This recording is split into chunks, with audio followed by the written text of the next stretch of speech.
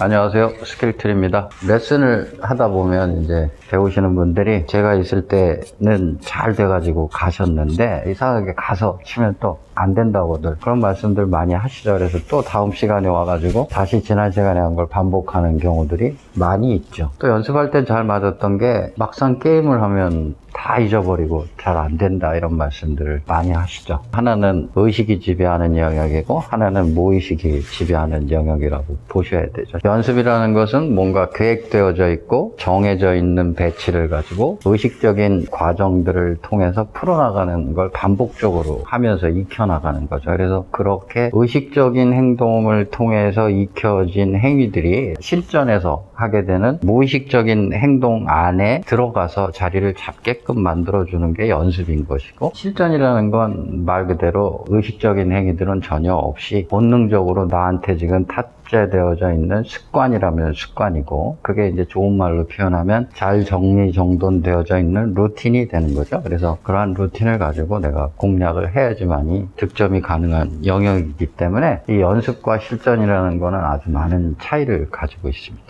그래서 제가 옆에서 보고 지적해드리고 고쳐드리고 자꾸 이런 피드백들을 통해서 같이 레슨을 하는 동안에는 잘 되지만 이제 막상 또 홀로 떨어져서 혼자 연습을 하시다 보면 그 과정에 대한 반복 경험이 적다 보니까 다시 무의식이 지배하게 되는 되죠. 내가 어떻게 하는지 누가 봐주질 않고 고쳐주질 않기 때문에 원래 담겨져 있는 무의식적인 행동들이 나와서 실전에서는 더 안 맞게 되는 경우들이 많습니다. 그래서 그러한 임의성을 가지고 우리가 연습을 하셔야 돼요. 그래야지 이제 실전으로 가는 과정이 단축되게 되는데, 가장 비근한 예로 여러분들이 게임을 치시면서 경기 과정에서 내가 아쉽게 놓쳤던 공이라든가 아니면 전혀 떠오르지 않았던 공이라든가 이런 걸 가지고 연습을 나중에 하실 때 반복적으로 해보시냐라는 거예요. 그냥 그 상황에 맞닥뜨리면 그때 가서 어떻게 풀어보려고만 하실 뿐이지 그게 잘 안 되다 보니까 실력이 느려지게 되는 거죠. 그래서 제가 코너를 하나, 실전 코너를 만들어서 이제 픽스된 공이라는 건 맨 처음에 우리가 뱅킹하고 초구 치는 거 말고는 그 다음부터는 공은 이제 막 임의대로 쓰는 거잖아요. 랜덤하게. 그래서 그렇게 랜덤하게 쓰는 공들을 하나씩 계속해서 어떻게 공략해야 되고 어떤 루틴을 가져야 되는지 이런 부분들을 공 하나씩을 설명드리는 코너를 하나 만들어 가지고 오늘부터 진행을 하려고 합니다. 그래서 오늘은 제일 처음은 초구예요. 초구가 우리한테 물어보고 있는 건 크게 보면 세 가지입니다. 첫 번째, 너 절반 이상의 두께를 칠 수 있니? 라는 거 하나 물어보고 있고요. 두 번째는 네가 당점 조절 능력이 있니? 원팁이나 투팁 정도의 당점을 칠 줄 아니? 라는 걸 물어보고 있고요. 그 다음에 세 번째, 너 밀어치기 할 수 있니? 가속 리듬의 밀어치기를 할 수 있니? 이렇게 총 세 가지 물어보는 겁니다. 그래서 이 세 가지가 우리의 무의식 안에 정확하게 잘 정립이 돼 있다. 그러면은 초구는 어렵지 않은 거고, 물론 그 난이도는 전체적으로 보면 아주 낮은 난이도에 속하는 배치인 거죠. 그래서 누구나 쉽게 무의식의 영역에 담아줄 수 있는 아주 쉬운 배치인데, 근데 그러한 생각 없이 그냥 계속 이걸 정립을 못 시키신 분들은 아직도 초구가 어려우실 수 있을 거다. 그래서 크게 세 가지, 절반 이상을 칠 수 있니? 그 다음에 네가 당점 조절 능력이 있니? 마지막으로 가속 리듬에 밀어치기를 할 수 있니? 요거 세 가지만 잘 하셔서 연습을 하시면 초구는 어렵지 않게 공략하실 수 있을 거예요. 그래서 제가 좀 보여드리면 절반 이상 두께를 향해 쓰는 과정이 필요합니다. 그래서 섰고요. 그 다음에 당점 조절 능력을 가지고 정확하게 줄 수 있게끔 만들고 마지막에 가속 리듬에 밀어치기를 한다. 이렇게 해서 쳐주시면 이제 초구가 맞고, 뭔가 다운 배치가 이제 쓰겠죠. 이렇게 배치가 섰습니다. 그래서 요거는 제가 다음 편에 이제 계속해서, 이게 이제 임의적으로 실전에서 제가 오늘 실전이라고 생각하고 쳐서 나온 다운 배치니까요. 요거는 기억해 뒀다가 다운 배치에서 푸는 방법으로 이제 설명을 드리도록 하겠습니다.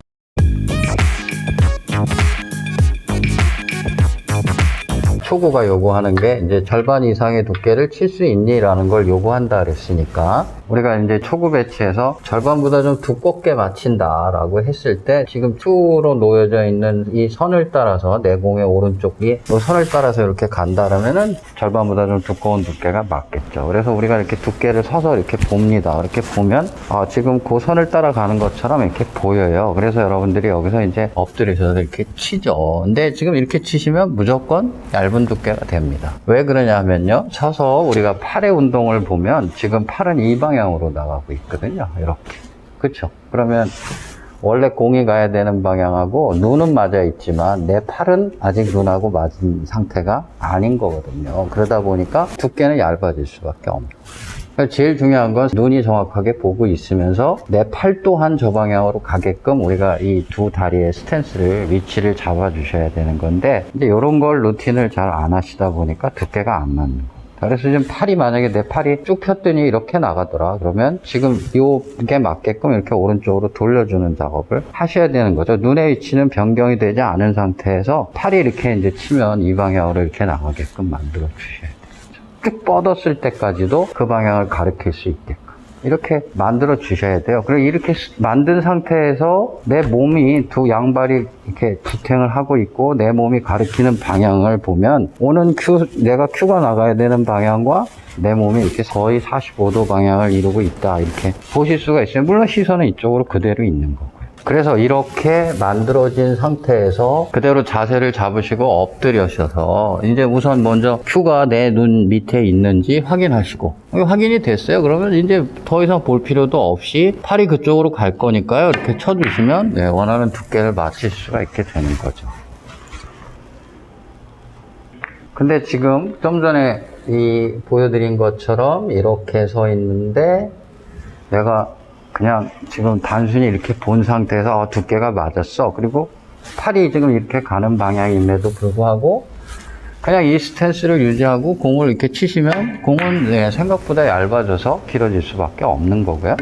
반대로 지금 제가 이제 자꾸 우리가 오른손잡이들은 오른쪽을 보자고 제가 말씀을 드리는 이유가 이렇게 또 왼쪽으로도 사실 두께를 볼 수 있잖아요. 이렇게. 그쵸? 그러면 중앙으로도 보실 수 있을 거고 절반보다 두꺼우면 중앙선을 이렇게 볼 수가 있겠죠. 그러면 이렇게 쓰시게 되잖아요. 그리고 내가 45도까지 만들었어요. 근데 그럼에도 불구하고 왼쪽이나 중앙을 보게 되면 오른쪽을 보시는 거에 비하면 어때요? 오른발의 위치, 왼발의 위치가 약간 왼쪽으로 시프팅 되는 상황이 되잖아요. 그러면 오른손잡이의 팔은 더 밖에 나가게 되겠죠. 위치상으로 보면. 그러면 전체적으로 내 몸 중심에 붙어 있지 않은 팔이 되다 보니까 나중에 궁극적으로 파워가 약해지게 돼 있어요. 그다음에 두께 보기에도 물론 그게 이제 익숙해지시면 상관은 없지만 초반에 어려움이 있다. 그래서 가급적이면 오른쪽을 갖고 보시라라고 말씀을 드리는 거죠. 근데 반대로 이제 만약에 지금 이렇게 제가 말씀드린 것처럼 왼쪽을 봤어요. 그러면 아무래도 내 몸이 왼쪽으로 시프팅이 되다 보니까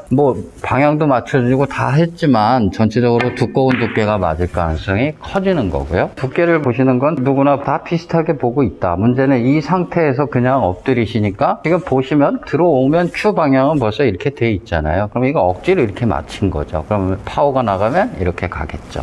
큐의 방향이 눈과 일치하지 않는 만큼 두께의 트러블을 느끼고 계시는 거다. 이렇게 두께선을 맞추셨다면 내가 일어나서 잡았을 때도 이 선을 가리킬 수 있도록 내가 이렇게 돌려준다. 몸을 45도 방향으로 돌려놓고 큐를 이렇게 내려보시면 그 방향을 향하는 걸 볼 수가 있지 않습니까? 그럼 그대로 치시면 되는 거니까 어려움이 없게 되겠죠. 그래서 지금 이렇게 방향이 만져진 상태에서 내려서 가서 내 눈 밑에 큐가 있는지 확인하시고 두께 보시고 이렇게 쳐주시면 원활한 두께가 맞아서 득점이 이루어지고 포지션이 만들어지는 형태를 만드실 수 있다. 이렇게 보시면 되겠습니다. 잘 보셨습니까? 그러면 이제 두 번째로 우리가 당점인 거죠. 그래서 당점은 우리가 이제 원팁을 갖고 치시는 경우도 있고 투팁을 가지고 치시는 경우도 있고 그렇죠. 원팁과 투팁의 차이는 다른 게 아니라 이제 내공을 치고 나가는 속도의 차이에 따라서 스피드가 좀 빠른 스트로크를 하시는 분들은 원팁을 주셔야 되겠고 그 다음에 좀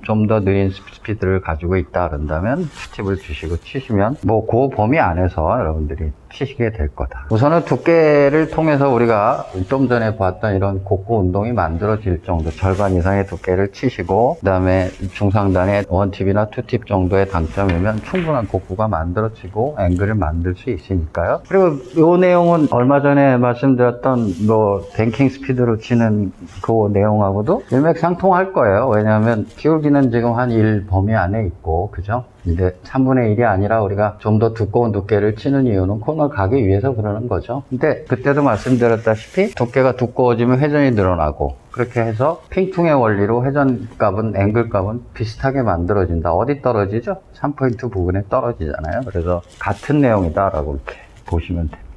그 다음에 이제 가속 리듬의 밀어치기를 할 수 있냐라고 물어본다 그랬죠. 가속 리듬의 밀어치기를 하기 위해서는 임팩트는 약하고, 그죠? 가속이 있는 거죠. 근데 그 가속이 너무 길어버리면 안 되고, 짧은 형태로 있다 이렇게 생각하셔서 스트로크가 크게 빠르게 움직이는 게 아니라 임팩트 지점 이전부터 가속을 준다 이런 생각을 가지시고 이렇게 움직이시면 되겠죠. 그래서 스트로크를 최대한 간결하게 만드셔서 이렇게 가속을 담아주시는 연습을 하신다면 어렵지 않게 공이, 초구는 뭐 쉬운 거니까요. 이렇게 득점이 가능하다. 근데 이제 이걸 여러분들이 공을 이렇게 잡아 놓으시고서 임팩트를 이렇게 강하게 이렇게 치시면 당점을, 아무리 투팁을 줬다 하더라도 공이 길어질 수밖에 없는데, 이제 여러분들이 이렇게 많이 치시는 분들이 많아요. 특히 저전자 그룹으로 가실수록 이제 이런 강한 임팩트를 공에다가 자꾸 초구에서 담아주시는 분들이 많다는 거예요. 빠른 상태에서 더 빠른 가속을 주는 형태가 돼버리는 거죠. 사실은 리듬상으로는 감속 리듬을 쓰셨는데 그 감속 리듬에다가 마지막에 배팅을, 임팩트 이후에 더 강한 배팅을 담아주시니까 초반 속도가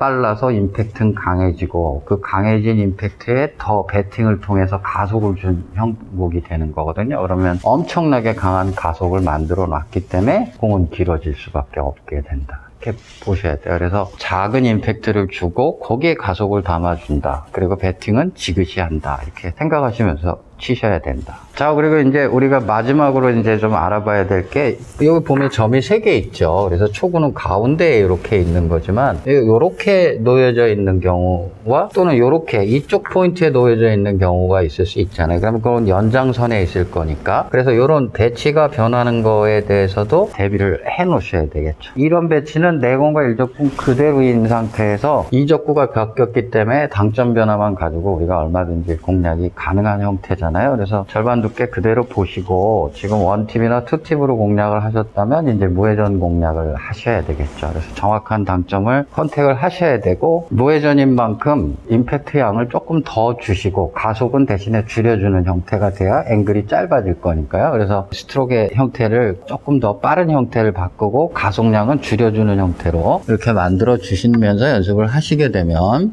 이제 공이 죽는 형태가 되기 때문에 앵글을 만들면서 오는 형태를 만드실 수 있게 되겠죠. 마지막으로 이 라인 점을 따라서 온다면 이런 데 이렇게 서 있는 공이 될 거 아닙니까? 그래서 이럴 때는 당점의 양을 다 줘야 되겠죠. 다 주시고 스피드도 회전량을 살려줘야 되기 때문에 그 약한 임팩트는 그대로 주지만 가속량을 더 늘려주는, 스피드의 변화를 더 많이 주셔서 회전량이 증대되도록 만드셔야 되겠고, 그래서 가속량이 증가되기 때문에 이제 절반 이상의 두께까지 치실 필요는 없게 되겠죠. 속도가 빨라졌으니까 충분히 반발력으로 코너를 태울 수 있겠죠. 그래서 좀 더, 이번에는 절반보다 좀 더 얇은 두께를 내가 쓰겠다 이렇게 생각하시고 쓰신 다음에 스리팁을 다 주시고요. 그리고 가속량을 좀 더 만들어 주겠다라고 생각하고 이렇게 쳐주시면 긴 형태를 만들어 내실 수 있게 된다.